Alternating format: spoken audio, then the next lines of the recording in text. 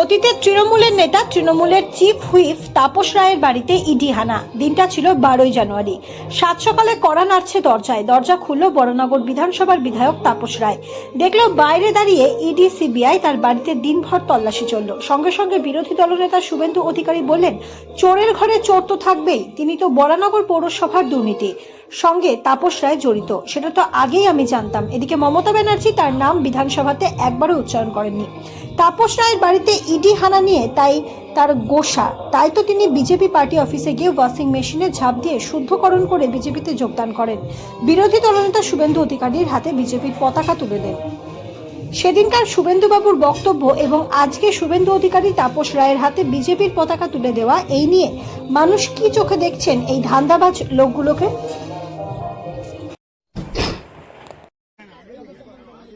Tapas Rai also involved in Baranagar municipal recruitment scam.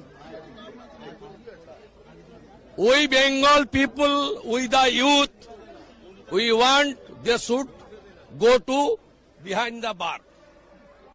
चोर का घर में ईडी का रेट तो होगा ही।